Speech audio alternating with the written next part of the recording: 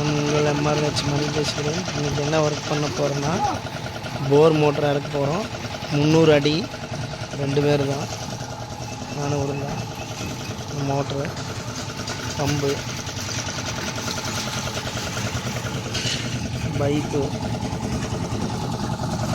இங்கே தான் போர் மோட்டர் இறக்க போகிறோம். ஓகேங்களா? அதான் பில்டிங் ஆகிட்டுருக்கு. போர் மோட்டராக இருக்கிறோம். இந்த போர் மோட்டர் சொன்னோம் பார்த்தீங்களா, போட்டாச்சு. 300 அடி இறக்கியாச்சு. இந்த ஓடிட்டுருக்குது. சொல்லுங்கள். மோட்டார் பிராண்டு பார்த்தீங்கன்னா எக்ஸ்ட்ரா டன் பம்புங்க. 1 HP 20 ஸ்டேஜ் போட்டிருக்கிறோம். அதே மாதிரி பைப் பார்த்தீங்கன்னா ட்ரூ போரில் போட்டிருக்கிறோம்.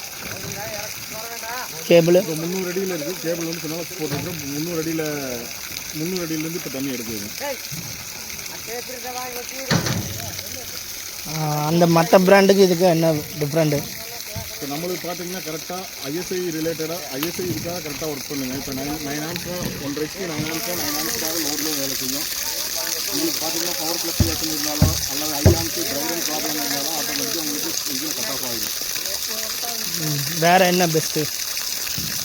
ஒரு பெஸ்ட்டுன்னு பார்த்தோம்னா நம்ம டெப்த் ஜாஸ்தி வரைக்கும் இருக்கலாம். ப்ரெஸ் பேட் வந்து நல்லா குவாலிட்டியான ப்ரெஸ் பேட் போடுறோம். அதே மாதிரி வைண்டிங் லோ வோல்டேஜில் 140 ஒர்க் ஆகும்.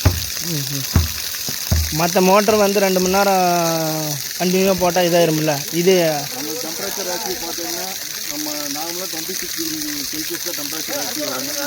கான்ஸ்டன்ட் டெம்பரேச்சர் ஆக்சுவலி பார்த்தீங்கன்னா 30 டிகிரி செல்சியஸ்லேயே கான்ஸ்டண்ட்டாக தான் இருக்கும். 1 மணி நேரத்துக்கு அப்புறம் நீங்கள் 2 மணி நேரம் அல்லது 24 ஹவர்ஸ் ஓட்டினாலும் கான்ஸ்டன்ட் டெம்பரேச்சராக இருக்கும். டெம்பரேச்சர் ரைஸ் ஆகாது. வைண்டிங் சேஃப்டியாக இருக்கும். ஆட்டோமேட்டிக் கட் ஆஃப் இருக்குது. ஆட்டோமேட்டிக் கட் ஆஃப் இருக்குது. சரி.